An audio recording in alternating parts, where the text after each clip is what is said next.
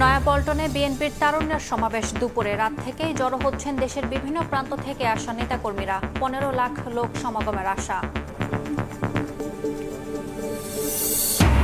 গভীর রাতে রাজধানী সহ দেশের বিভিন্ন স্থানে ভূমিকম্প। কোনো ক্ষয়ক্ষতির খবর পাওয়া যায়নি। উৎপত্তি স্থল ভারতের মণিপুর। মাত্রা ছিল 5.2।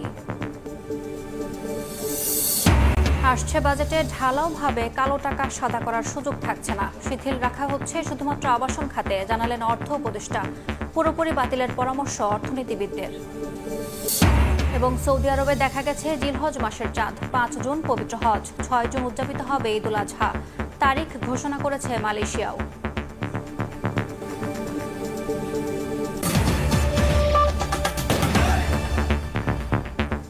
সকালের সময়ের সঙ্গে আছি আমি ইয়াসমিন অনন্যা।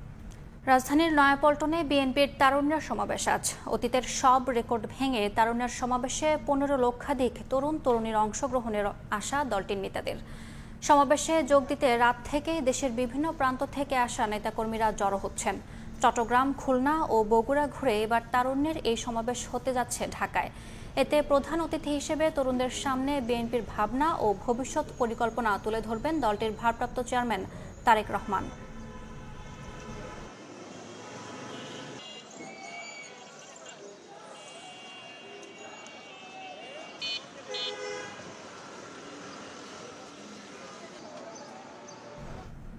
গভীর রাতে রাজধানী সহ দেশের বিভিন্ন স্থানে ভূকম্পন অনুভূত হয়েছে, তবে কোনো ক্ষয়ক্ষতির খবর পাওয়া যায়নি। ভারতের মণিপুরে ভূমিকম্পের প্রভাবে বাংলাদেশের উত্তর পূর্বাঞ্চল সহ রাজধানী ঢাকা এবং পার্শ্ববর্তী কয়েকটি জেলায় মঙ্গলবার দিবাগত রাত 2:24 হালকা ভূকম্পন অনুভূত হয়। ভূমিকম্প ও আগ্নেয়গিরি বিষয়ক ওয়েবসাইট ভলকানো ডিসকভারি জানিয়েছে, ভারতের মণিপুর রাজ্যের ইম্ফলের 39 কিলোমিটার দূরে 5.2 মাত্রার একটি শক্তিশালী ভূমিকম্প আঘাত হেনেছে। ওয়েবসাইটটি আরও জানিয়েছে, ভূমিকম্পের উৎপত্তি স্থল অগভীর হওয়ায় একই মাত্রার গভীর ভূমিকম্পের চেয়ে ভূপৃষ্ঠের কাছাকাছি এর প্রভাব বেশি ছিল, তবে তাৎক্ষণিকভাবে কোনো ক্ষয়ক্ষতির খবর পাওয়া যায়নি। এ ঘটনায় এখন পর্যন্ত কোনো হতাহতেরও তথ্য পাওয়া যায়নি।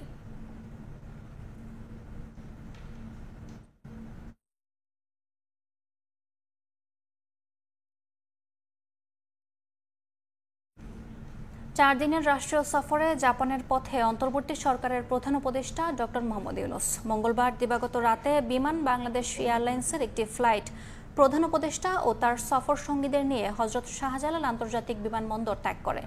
নিক্কেই সম্মেলনের জন্য জাপান গেলেও দ্বিপাক্ষিক সফর হিসেবেও আলাদা গুরুত্ব পাচ্ছে প্রধান উপদেষ্টার এই সফর। দুই দেশের মধ্যে 7টি চুক্তি ও সমঝোতা স্মারক সই হবে। গত সোমবার প্রেস ব্রিফিংয়ে ভারপ্রাপ্ত পররাষ্ট্র সচিব রুহুল আলম সিদ্দিক জানান, 7টি চুক্তি ও সমঝোতা স্মারক সই করবে ঢাকা, টোকিও। তিনি আরও জানান, জাপানের কাছে সহজ শর্ত ও স্বল্প সুদে $1 বিলিয়ন ঋণ সহায়তা চাইবে বাংলাদেশ। জাপানের শ্রমবাজারে রপ্তানিতে নতুন সম্ভাবনার দুয়ার খুলছে বলেও জানিয়েছে পররাষ্ট্র মন্ত্রণালয়। আসছে বাজেটে ঢালাওভাবে কালো টাকা সাদা করার সুযোগ থাকছে না, তবে কর হার বাড়িয়ে শুধুমাত্র আবাসন খাতে এই সুযোগ রাখা হচ্ছে বলে জানিয়েছেন অর্থ উপদেষ্টা সালেহুদ্দিন আহমেদ। আবাসন খাত সংশ্লিষ্টরা বলছেন, কালো টাকা সাদা করতে নয়, অপ্রদর্শিত অর্থের বিনিয়োগ আহ্বান তাদের। এদিকে কালো টাকা সাদা করার সুযোগকে অনৈতিক, অর্থনৈতিকভাবে অলাভজনক উল্লেখ করে তা পুরোপুরি বাতিলের পরামর্শ অর্থনীতিবিদদের। ফরহাদুর রহমানের রিপোর্ট। কালো টাকা স্বাধীনতার পর থেকে জাতীয় বাজেটে বহুল আলোচিত এমন অর্থ সাদা করার বিধান রাখা হচ্ছে। সুযোগ দেয়া সত্ত্বেও খুব সামান্য অংশই কর দিয়ে সাদা করা হয়। আসছে বাজেটে ঢালাওভাবে কালো টাকা সাদা করার সুযোগ থাকছে না, তবে জমি ও ফ্ল্যাট কেনাবেচার ক্ষেত্রে সরকার কিছুটা শিথিলতা রাখতে চায় বলে জানালেন অর্থ উপদেষ্টা। রিয়েল এস্টেটরা আর্গু করছে একেবারে বন্ধ করে দিলে কিন্তু আমাদের যেটা হবে ওদের জন্য, পরে আমাদের লাইন অফিসে তো প্রায় 40 থেকে 50টা শ্রেণী কাজ করে। ঢালাওভাবে থাকবে না, স্পেসিফিক কেসে। এই যে আগে তো কালো টাকা সাদা আপনি 15% করলে আর কেউ জিজ্ঞেস করবে না, ওই রকম এসে থাকবে। এনবিআর সূত্র বলছে, এক্ষেত্রে বর্তমান কর হার বাড়তে পারে কয়েক গুণ। অন্যদিকে জমি ও ফ্ল্যাট নিবন্ধনের কর কমানোর সুপারিশ করা হয়েছে। নতুন নিয়ম অনুযায়ী বাজার মূল্যে দলিল নিবন্ধন করার বিধানও রাখা হচ্ছে।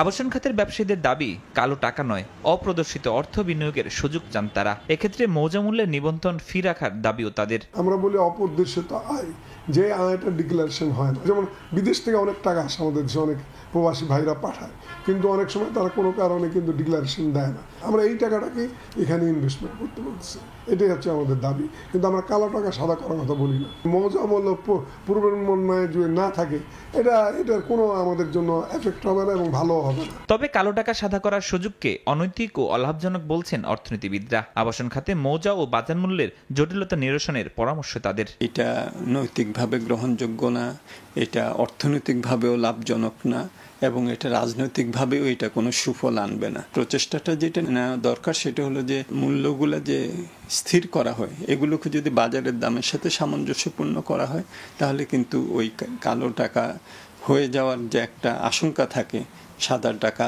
আয় করেও, সেটা আমরা কমাতে পারবো। এনবিআর সূত্র বলছে 2023 সাল পর্যন্ত মোট 11,859 ব্যক্তি 47,000 কোটি কালো টাকা সাদা করার সুযোগ নিয়েছেন। ফরহাদুর রহমান, সময় সংবাদ, ঢাকা। সকালের সময় আরো থাকছে। ঈদুল আজহার সামনে রেখে খামারগুলোতে চলছে পশুর হৃষ্টপুষ্ট করার কাজ। রাজশাহী অঞ্চলে 2-1 দিনের মধ্যে পুরোদমে জমে উঠবে হাট। অনুপ্রবেশ ঠেকাতে সীমান্তে কঠোর নজরদারি। সন্তান জন্ম দিতে গিয়ে দেশে প্রতিদিন মৃত্যু হয় 10 জন নারীর। গবেষণা বলছে প্রসব পরবর্তী রক্তক্ষরণ মাতৃমৃত্যুর অন্যতম কারণ। আর চিকিৎসকরা বলছেন অন্তঃসত্ত্বা হওয়ার আগে গর্ভকালীন সময়সহ সন্তান প্রসবের পুরো প্রক্রিয়ায় এখনও ডাক্তারের কাছে যেতে অনীহা অধিকাংশ পরিবারের। এছাড়া বাড়িতে সন্তান প্রসবের প্রবণতা এখনও বন্ধ হয়নি বলে উল্লেখযোগ্য হারে মাতৃমৃত্যু কমানো যায়নি বলে মত বিশেষজ্ঞদের। এ অবস্থায় আজ সারা দেশে পালিত হচ্ছে নিরাপদ মাতৃত্ব দিবস। আশরাফুল ইসলামের ক্যামেরায় আয়েশা সিদ্দিক সামিয়ার রিপোর্ট।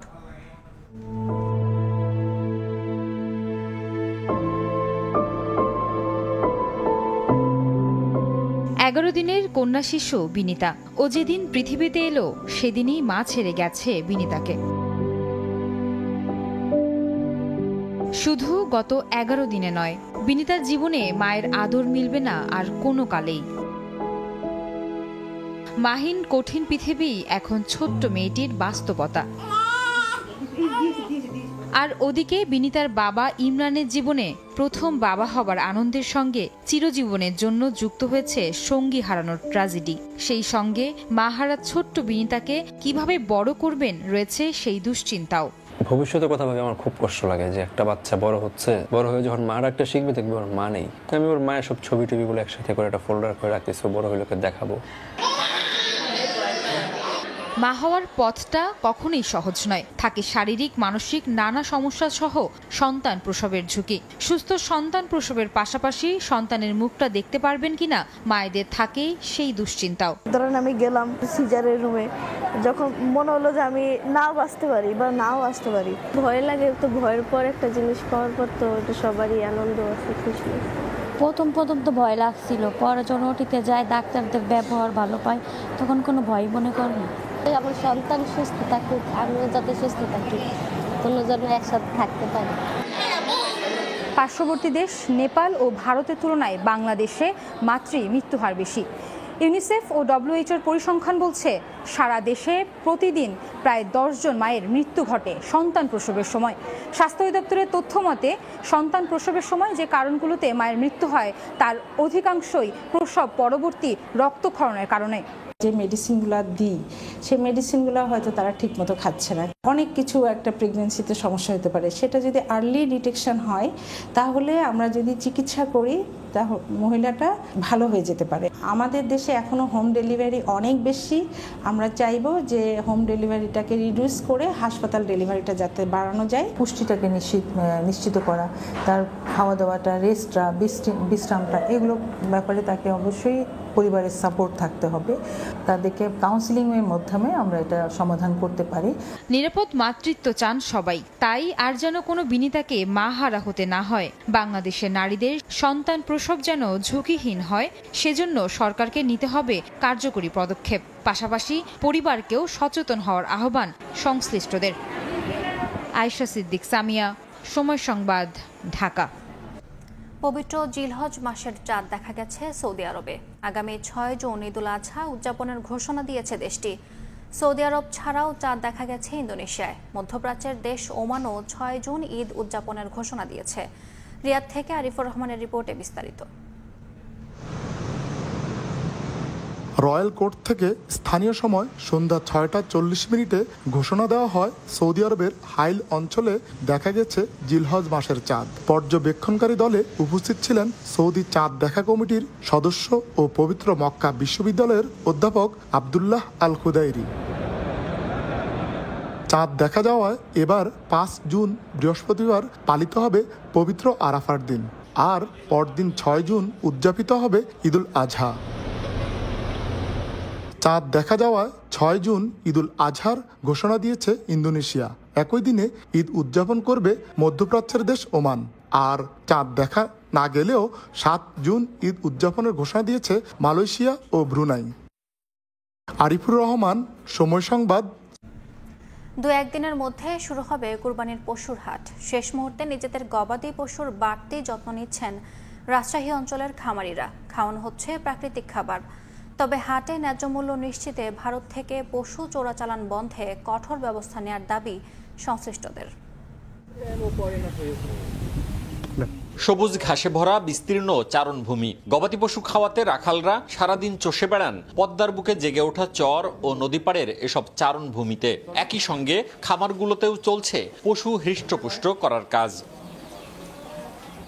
রাজশাহী অঞ্চলের বিভিন্ন এলাকার খামারে এখন ব্যস্ত খামারিরা। 2-1 দিনের মধ্যে কোরবানির পশুর হাট শুরু হওয়ায় শেষ মুহূর্তে নিজেদের গবাদি পশুর বাড়তি যত্ন নিচ্ছেন তারা। খাওয়ানো হচ্ছে প্রাকৃতিক খাবার। তবে হাটে ন্যায্য মূল্য নিশ্চিতে ভারত থেকে পশু চোরাচালান বন্ধে কঠোর ব্যবস্থা নেওয়ার দাবি সংশ্লিষ্টদের। ঘাস, খড় এগুলো খাওয়ানোর জন্য চর্বি কম হয়, ছোট আকৃতির গরু, দামে কম, উন্নতি ভালো, এর জন্য আমাদের চরের গরুর চাহিদাটাও অনেক সংখ্যায়। বর্ডারের সীমান্তের গরু যদি না আসে তাহলে আমরা একটা ভালো প্রফিট পাবো। ইন্ডিয়া থেকে যদি গরু ঢুকে তাহলে আমরা খুব ক্ষতিগ্রস্তর মধ্যে পড়ে যাব। লালন পালন ও পশু শারীরিক সুস্থতার জন্য খামারিদের সব ধরনের সহায়তার কথা জানায় প্রাণী সম্পদ বিভাগ। এই মুহূর্তে আমাদের খুব মহামারী আকারে কোনো সংকট তেমন নাই। এজন্য আশা করতে পারি যে আমাদের এই অল্প কয়েক দিনের মধ্যে আমরা কোরবানির আগেই আমাদের এই পশুগুলার কোনো রোগাক্রান্ত ছাড়াই তারা আমাদের বিক্রি করতে পারবে। স্তরে প্রচুর পরিমাণে আপনার এই প্রাকৃতিক পরিবেশে এখানে বাথান আকারে গরু লালিত পালিত হয় এবং সারা বাংলাদেশেই এর একটা ব্যাপক চাহিদা আছে। এদিকে ভারত থেকে পশু অনুপ্রবেশ ঠেকাতে সীমান্তে কঠোর অবস্থান ও নজরদারি রাখার কথা জানায় বিজিবি। সর্বোচ্চ সংখ্যক জনবল আমরা ডিপ্লয়েড রেখেছি বর্ডারে।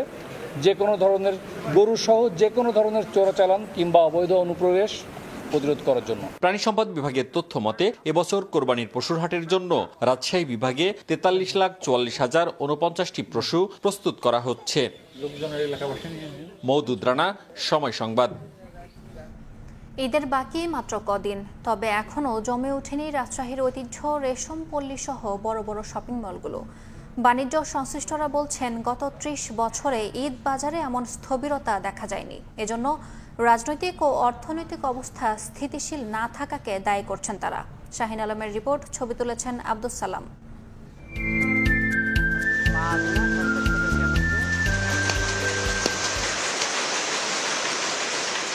ঈদ সামনে রেখে ব্যস্ততার কমতি নেই কারিগরদের। দিনরাত এক করে তৈরি করছেন রাজশাহীর ঐতিহ্যবাহী বিভিন্ন রেশমি পোশাক।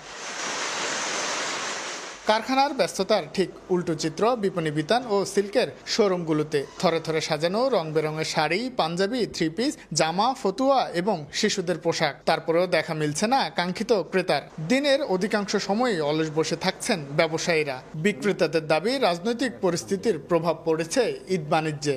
ব্যবসা বাণিজ্য আগের তুলনা নাই, আর সব মানুষের হাতে পয়সা নাই। এখন সামনে 1 তারিখের পর বুঝে যাবে কি হচ্ছে।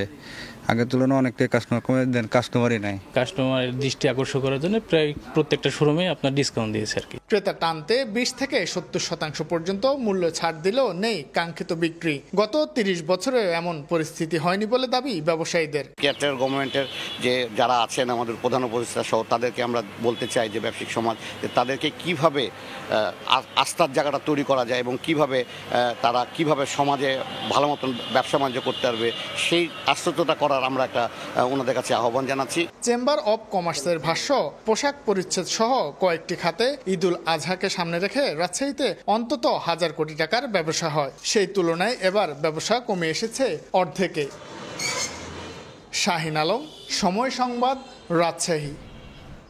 সকালের সময় আরও থাকছে। হার্ভার্ড বিশ্ববিদ্যালয়ের সঙ্গে ট্রাম্পের বিরোধ তুঙ্গে, এবার আর্থিক চুক্তি বাতিলের সিদ্ধান্ত। যুক্তরাষ্ট্রে বিদেশি শিক্ষার্থীদের ভিসার নতুন সাক্ষাৎকার স্থগিত। নওগাঁয় শুরু হয়েছে হিমসাগর, ল্যাংড়া, গোপালভোগ জাতের আম বাজারজাতকরণ। এবার 3,80,000 মেট্রিক টন আম উৎপাদনের আশা করছে কৃষি বিভাগ। পাশাপাশি প্রায় 4,000 কোটি টাকা বাণিজ্যের আশা ব্যবসায়ীদের। এমনকি এবার 500 মেট্রিক টন আম রফতানির অর্ডার পেয়েছেন বাগান মালিকরা। রকিবুল ইসলামের ছবিতে এমআর রকির রিপোর্ট। নওগাঁর বাগানগুলোতে থোকায় থোকায় ঝুলছে বাহারি জাতের আম। সবুজ পাতার ফাঁকে ফলগুলো ছড়াচ্ছে নান্দনিক শোভা। বৈরী আবহাওয়ার কারণে এবার কিছুটা দেরিতে আম নামানোর ঘোষণা দেয় জেলা প্রশাসন।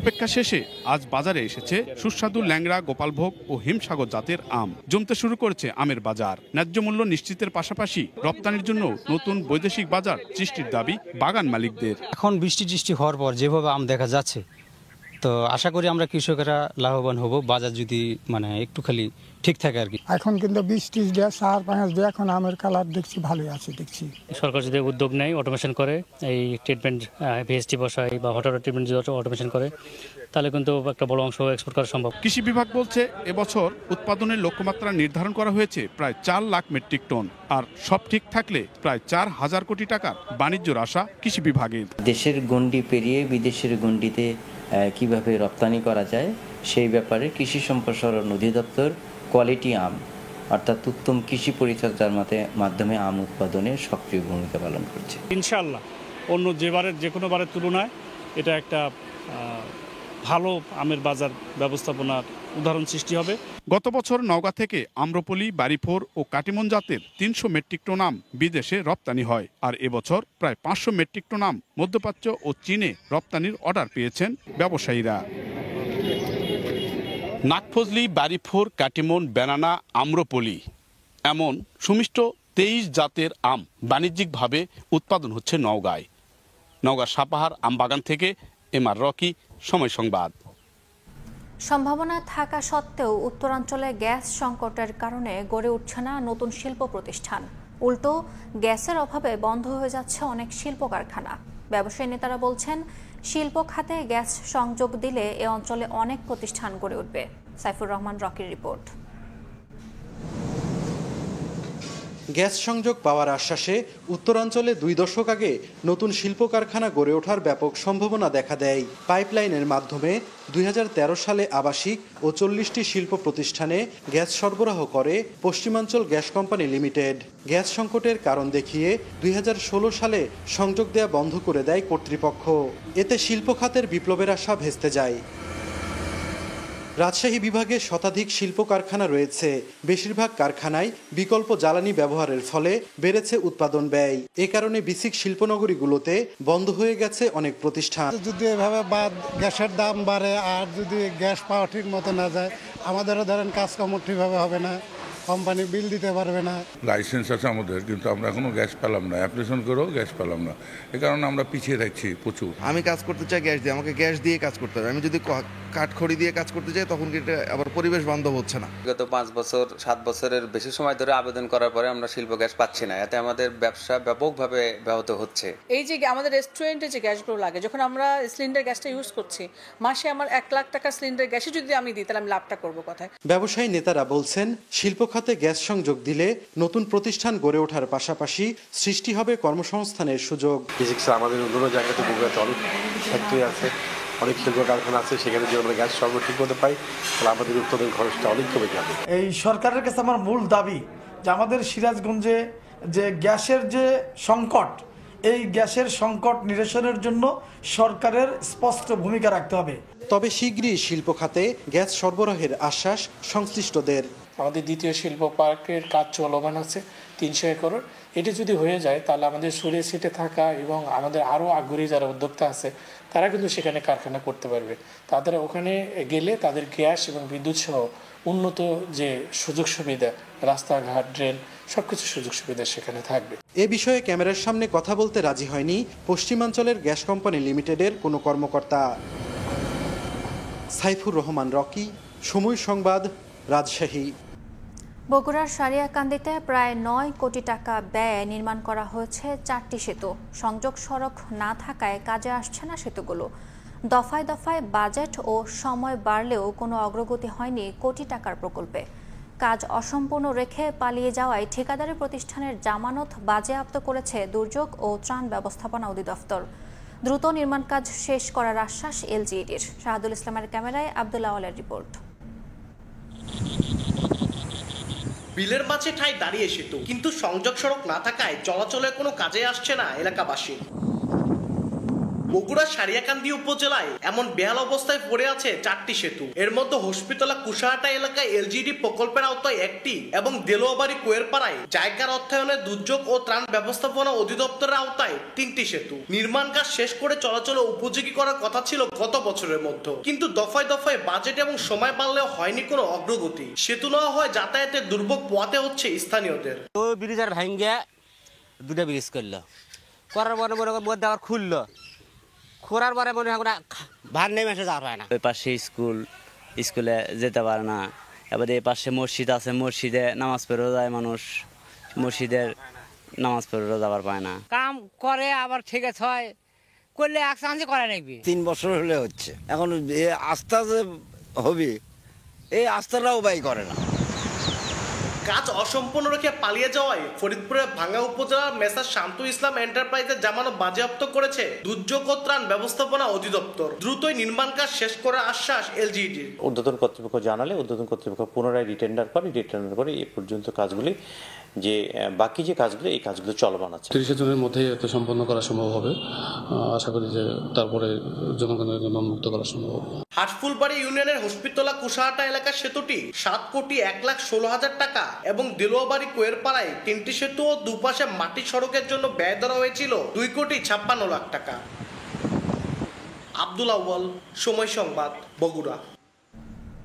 যমুনা নদীতে বাড়ছে পানি। সিরাজগঞ্জের বেশ কয়েকটি এলাকায় দেখা দিয়েছে ভাঙন। বিলীন হচ্ছে গাছপালা, রাস্তাঘাট সহ বিস্তীর্ণ ফসলি জমি। এতে দুশ্চিন্তায় নদীপাড়ের মানুষ। তবে পানি উন্নয়ন বোর্ড বলছে ভাঙন রোধে জরুরি ব্যবস্থা নেওয়া হয়েছে। রিঙ্কু কুণ্ডুর রিপোর্ট, ছবি তুলেছেন অমৃত সেন। শুষ্ক মৌসুমে আগ্রাসী রূপে যমুনা, প্রতিদিনই বাড়ছে পানি, সঙ্গে ভাঙন দেখা দিয়েছে সিরাজগঞ্জ সদর, কাজীপুর ও শাহজাদপুর উপজেলার বেশ কিছু এলাকায়। তবে সবচেয়ে বেশি ভাঙনের কবলে সদরের ভাটপেয়ারি, পাঁচঠাকুরি, শিমলা, ব্রাহ্মণবয়রা ও জিয়ামোর এলাকা। গত কয়েকদিনে নদীতে বিলীন হয়েছে গাছপালা, রাস্তাঘাট সহ ফসলি জমি। ক্ষতিগ্রস্ত হয়েছে মূল বাঁধের বেশ কিছু অংশ। এলাকাবাসীর সংখ্যা ভাঙন অব্যাহত থাকলে আসন্ন বর্ষা মৌসুমে হুমকির মুখে পড়বে বন্যা নিয়ন্ত্রণ বাঁধ, শত শত বসতবাড়ি, দোকানপাট, মসজিদ, মাদ্রাসা সহ শিক্ষা প্রতিষ্ঠান। দ্রুত স্থায়ী বাঁধ নির্মাণের দাবি তাদের। ওই বর্গার উঠলে নিচ থেকে বাইঙ্গে একবারে যায়, একবারে 2 ডিসেম্বর আর ডিসেম্বর করে পেঁয়াজ একবারে ভাঙে। এখন তো আসলে বর্ষার সিজন না, বর্ষা যখন পুরা বর্ষা হবে তখন তো ভাঙনের তীব্রতা আরও বাড়বে। আমরা খুবই রিস্কের মধ্যে আছি, আতঙ্কের মধ্যে আছি। ফসলি আবাদ ছিল সব নদী গর্ভে বিলীন হয়ে গেছে। এভাবে যদি ভাঙে আমরা তো ঘুমো টেনশন, কোহনে বাড়ি হতে ডেবে যাবো গা। তবে পানি উন্নয়ন বোর্ড বলছে ভাঙন রোধে জরুরি ভিত্তিতে ক্ষতিগ্রস্ত অংশে বালি ভর্তি জিও ব্যাগ ফেলা হচ্ছে। মানুষের আতঙ্কিত হওয়ার কোনো কারণ নেই। এখানে আমাদের পূর্বের কাজ আছে। আমরা যদি কোথাও কোনো অংশ ক্ষতিগ্রস্ত হয় তাহলে সঙ্গে সঙ্গে সেটা আমরা বস্তা খুলে মেরামত করার চেষ্টা করছি। সদর, কাজীপুর ও শাহজাদপুর উপজেলায় প্রায় 7 লাখ মানুষ যমুনার পাড়ে বসবাস করেন। রিঙ্কু কুণ্ডু, সময় সংবাদ, সিরাজগঞ্জ। নাটোর পৌরসভার 9 কিলোমিটার এলাকায় কোনো সড়ক বাতি না থাকায় রাত হলেই চোর আর ছিনতাইকারীর আধিপত্য বেড়ে যায়। 2024 সালের ডিসেম্বরের মধ্যে সড়ক বাতি স্থাপনের কথা থাকলেও এখন পর্যন্ত একটি খুঁটিও বসাতে পারেনি ঠিকাদার। পৌর কর্তৃপক্ষ বলছে 2 দফায় সময় নির্ধারণ করে দিলেও কাজে কোনো অগ্রগতি না হওয়ায় ঠিকাদারের বিরুদ্ধে ব্যবস্থা নেওয়া হবে। আল মামুনের পাঠানো তথ্য, রুকনুজ্জামানের ছবিতে রিপোর্ট। সন্ধ্যা নামলেই ঘুটঘুটে অন্ধকার, পায়ে হেঁটে পথ চলতে শঙ্কিত হয়ে পড়েন পথচারীরা। রাতের আধারে এ সড়কে হর হামেশায় চলে চুরি, ছিনতাই সহ নানা অপকর্ম। এই চিত্র নাটোর পৌরসভায়। বাড়ির থেকে বাড়ানো যায় না, রোডে উঠা যায় না, এমন একটা অন্ধকার। রোডে ঘাটে অ্যাক্সিডেন্ট এবং ছিনতাই এগুলা বেশি ঘটে। শহরের হরিশপুর থেকে বনবেল ঘড়িয়া এবং মাদ্রাসা মোড় থেকে দীঘাপতিয়া পর্যন্ত 250টি বৈদ্যুতিক খুঁটি স্থাপন এবং প্রতিটি খুঁটিতে 150 ওয়ার্ডের 2টি করে লাইট স্থাপনের চুক্তি হয়। 2024 সালের ডিসেম্বরের মধ্যে পৌরসভার এই 9 কিলোমিটার এলাকার রাস্তায় সড়কবাতি স্থাপনের কাজ সম্পন্ন হওয়ার কথা ছিল। তবে এখন পর্যন্ত বাতি তো দূরের কথা, একটি খুঁটিও স্থাপন হয়নি। লাইট লাগাবে শুনেছি, কিন্তু লাইট লাগানোর কোনো কার্যক্রমের কিছুই দেখছি না। কয়েকদিন খোঁড়াখুড়ি করলো, কাজ না হওয়ার ফলে কিন্তু এখনো শহরে রাত্রে আমরা কিন্তু অন্ধকার দেখতে পাই। এদিকে চলতি বছরের ফেব্রুয়ারির মধ্যে কাজ শেষ করতে পুনরায় চিঠি দেয় পৌরসভা। দ্বিতীয় দফার নির্ধারিত সময় 3 মাস আগে শেষ হলেও আলোর মুখ দেখেনি কেউ। সংশ্লিষ্ট ঠিকাদারের বিরুদ্ধে ব্যবস্থা নিতে গতানুগতিক আশ্বাস পৌর কর্তৃপক্ষের। ইতিমধ্যে কাজ না করার জন্য আমরা দুইবার ঠিকাদারকে পত্র দিয়ে অবহিত করেছি। চূড়ান্ত পত্র হয়তো খুব তাড়াতাড়ি দেওয়া হবে এবং ঠিকাদারি প্রতিষ্ঠানের বিরুদ্ধে আইনগত ব্যবস্থা গ্রহণ করা হবে। নাটোর শহরের সড়কবাতি স্থাপনে 1,99,00,000 টাকা চুক্তি করে ঠিকাদারি প্রতিষ্ঠান। সময় সংবাদ, নাটোর। জ্যেষ্ঠ কর্মকর্তা এই কথা জানিয়েছেন। বার্তা সংস্থা এএফপি ও সিএনএন জানায়, হার্বার্টকে নজিরবিহীন তদারকির আওতায় আনতে সব ধরনের উদ্যোগ নিচ্ছে ট্রাম্প প্রশাসন। পরিকল্পনা অনুযায়ী ফেডারেল সরকার সংশ্লিষ্ট সব সংস্থাকে চিঠি পাঠাবে হোয়াইট হাউস। এই চিঠিতে হার্বার্টের সঙ্গে তাদের কোনো আর্থিক চুক্তি আছে কিনা কিংবা থাকলে তা বাতিল বা অন্য কোথাও স্থানান্তর করা যায় কিনা তা জানতে চাওয়া হবে। মার্কিন জ্যেষ্ঠ কর্মকর্তারা বলেন, মার্কিন প্রশাসন মঙ্গলবারই সংশ্লিষ্ট ফেডারেল সংস্থাগুলোকে এই সংক্রান্ত নির্দেশ দেবে। এই পদক্ষেপের কারণে যুক্তরাষ্ট্রের অন্যতম প্রাচীন ও সম্মানজনক উচ্চশিক্ষা প্রতিষ্ঠানটি নতুন রাজনৈতিক চাপের মুখে পড়তে যাচ্ছে বলে মনে করছেন সংশ্লিষ্টরা। ইসরায়েল ফিলিস্তিন ইস্যুতে হার্ভার্ড বিশ্ববিদ্যালয়ে রাজনৈতিকভাবে পক্ষপাত দুষ্ট বলে অভিযোগ জানিয়ে আসছে ট্রাম্প প্রশাসন। হোয়াইট হাউসের নীতিগত দাবির কাছে নথি স্বীকার করতে অস্বীকৃতি জানানোর কারণে মাস 2 আগে হার্ভার্ডকে অনুদান বন্ধে বিভিন্ন সংস্থাকে নির্দেশ দেয় হোয়াইট হাউস, যার পরিমাণ প্রায় $900 কোটি। এছাড়া হার্ভার্ডে বিদেশি শিক্ষার্থীদের ভর্তি বন্ধেরও সিদ্ধান্ত নেয় মার্কিন সরকার। এর বিরুদ্ধে আদালতে মামলা করে হার্ভার্ড। হাসানুজ্জামান সাকি, সময় সংবাদ, নিউ ইয়র্ক। যুক্তরাষ্ট্রের শিক্ষার্থী ভিসা আবেদনকারীদের জন্য নতুন সাক্ষাৎকার স্থগিত করেছে ট্রাম্প প্রশাসন। একই সঙ্গে বিদেশি শিক্ষার্থীদের সামাজিক যোগাযোগ মাধ্যম যাচাই বাধ্যতামূলক করার উদ্যোগ নেওয়া হয়েছে বলে জানিয়েছে বিভিন্ন গণমাধ্যম। প্রতি বছর যুক্তরাষ্ট্রের বিভিন্ন সরকারি টেলিভিশন ও রেডিও চ্যানেলের পেছনে প্রায় $50 কোটি খরচ করে কর্পোরেশন ফর পাবলিক ব্রডকাস্টিং। এ থেকে পিবিএস 17 ও এনপিআর যথাক্রমে 2% বরাদ্দ পায়। কিন্তু গত মাসে গণমাধ্যম দুটির বিরুদ্ধে সংবাদ প্রচারে পক্ষপাতিত্ব করার অভিযোগ তোলেন মার্কিন প্রেসিডেন্ট। এরপর এনপিআর সহ সম্প্রচার মাধ্যম পিবিএস এর সরকারি সহায়তা বন্ধের জন্য যুক্তরাষ্ট্রের কর্পোরেশন ফর পাবলিক ব্রডকাস্টিং ও অন্যান্য সংস্থাকে নির্দেশনা দিয়ে একটি নির্বাহী আদেশ জারি করেন ডোনাল্ড ট্রাম্প।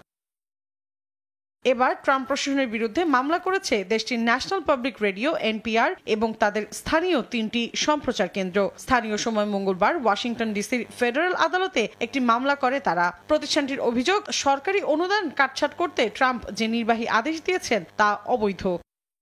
এদিকে ট্রাম্প প্রশাসন বিশ্বের বিভিন্ন দেশে যুক্তরাষ্ট্রের দূতাবাসগুলোকে শিক্ষার্থী ও বিনিময় কর্মসূচির ভিসার সাক্ষাৎকারের শিডিউল দেয়া থেকে স্থগিত রাখার নির্দেশ দিয়েছে। মঙ্গলবার মার্কিন পররাষ্ট্র মন্ত্রণালয় জানায়, পরবর্তী নির্দেশনা না দেওয়া পর্যন্ত কোনো অতিরিক্ত শিক্ষার্থী বা এক্সচেঞ্জ ভিজিটর ভিসার অ্যাপয়েন্টমেন্ট নির্ধারণ করা যাবে না। বিশেষজ্ঞদের ধারণা, নতুন এই নির্দেশনা মার্কিন বিশ্ববিদ্যালয়গুলোতে বিদেশি শিক্ষার্থী ভর্তির ক্ষেত্রে বিরূপ প্রভাব ফেলতে পারে, বিশেষ করে যেসব বিশ্ববিদ্যালয় বিদেশি শিক্ষার্থীর ওপর আর্থিকভাবে নির্ভরশীল। মৌসুমী সাথী, সময় সংবাদ। বাংলাদেশ পাকিস্তান টি-20 সিরিজের খবর। সংযুক্ত আরব আমিরাতের বিভীষিকা ভুলে পাকিস্তানে ভালো শুরুর অপেক্ষায় বাংলাদেশ ক্রিকেট দল। 3 ম্যাচ সিরিজের প্রথম টি-20তে আজ মাঠে নামবে টাইগাররা। চরম বাজে সময়ের মধ্য দিয়ে গেলেও অধিনায়ক লিটন দাস বলছেন, যে কোনো দলকে হারানোর সামর্থ্য আছে। একাধিক তারকা বোলারের অনুপস্থিতিকেও কোনো সমস্যা মনে করছেন না তিনি। এদিকে দারুণ একটা পিএসএল শেষে ফুরফুরে মেজাজে রয়েছেন পাকিস্তানি ক্রিকেটাররা। তবুও এই সিরিজে বাংলাদেশকে সহজ প্রতিপক্ষ ভেবে হোঁচট খেতে চায় না স্বাগতিকরা। লাহোরে ম্যাচ শুরু হবে রাত 9টায়। লাহোরে টি-20 সিরিজের প্রস্তুতিতে ব্যস্ত বাংলাদেশ দল। সংযুক্ত আরব আমিরাতের মতো র্যাঙ্কিং ও অভিজ্ঞতায় পিছিয়ে থাকা দলের কাছে নাস্তানাবুদ হয়েও গলার জোর একই রকম টি-20 অধিনায়কের। সবশেষ সিরিজটা প্রত্যাশা অনুযায়ী হয়নি। এটা একটা নতুন সিরিজ, নতুন চ্যালেঞ্জ। আমরা জানি কোথায় ভুল হয়েছিল। বিশ্বাস করি আমরা যে কোনো দলকে হারাতে পারি। ভালো ক্রিকেট খেলতে হবে, প্রতিপক্ষ নিয়ে ভাবতে চাই না। মাত্রই পিএসএল শেষ করা পাকিস্তানি ব্যাটসম্যানরা রয়েছেন টি-20 মোডে। ঠিক এই সময়ে বাংলাদেশ দল সফরে গেছে একাধিক মেইন বোলারকে ছাড়া। তবুও আশা হারাবেন না বললেন ক্যাপ্টেন। যতগুলো গেম দেখেছি পিএসএল উইকেট এখানে খুবই ব্যাটিং ফ্রেন্ডলি। তাসকিন অ্যান্ড ফিজ দুইটা আমাদের কি ফ্যাক্টর, এবং এটা একটা ভালো দিক যে তারা যখন না খেলবে তখন সেই জায়গাটা কে দখল করবে, কে ওই জায়গায় বসবে। আমার মনে হয় দুইটা প্লেয়ারের জন্য এটা ভেরি গুড অপরচুনিটি। অধিনায়ক যাদের উপর আস্থা রাখতে চাইছেন সেই হাসান, তানজিম সাকিব, শরীফুলদের রীতিমতো তুলোধুনো করেছেন ইউএই ব্যাটাররা। টাইগার ব্যাটিং ইউনিটকে ওই সিরিজের হিসেবে তবু ভালোই বলতে হবে।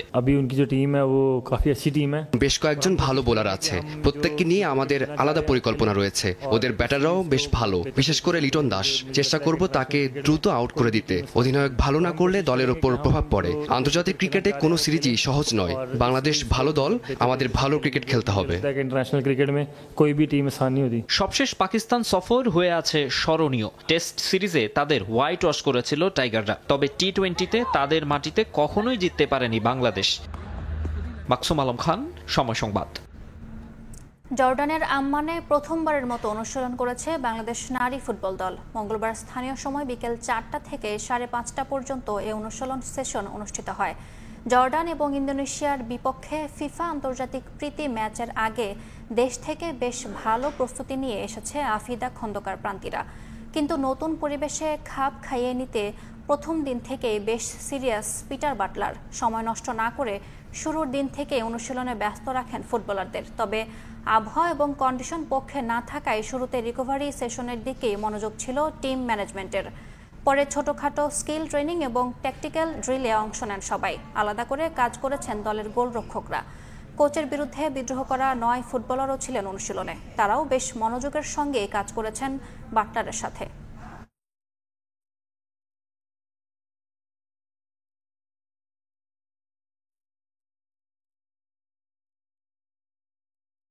আমরা অনেক ভালো ফার্স্ট ট্রেনিং করছি জর্ডান মাঠে, তো অনেক ভালো লাগতেছে। ওয়েদারের সাথে আমরা মিলে চেষ্টা করতেছি ভালো কিছু করার। সকালের সময়ের শীর্ষ সংবাদগুলো জানিয়ে দিচ্ছে আরেকবার। নয়াপল্টনে বিএনপির তারুণ্যের সমাবেশ দুপুরে। রাত থেকেই জড়ো হচ্ছেন দেশের বিভিন্ন প্রান্ত থেকে আসা নেতাকর্মীরা। 15 লাখ লোক সমাগমের আশা। গভীর রাতে রাজধানী সহ দেশের বিভিন্ন স্থানে ভূমিকম্প। কোনো ক্ষয়ক্ষতির খবর পাওয়া যায়নি। উৎপত্তি স্থল ভারতের মণিপুর। মাত্রা ছিল 5.2।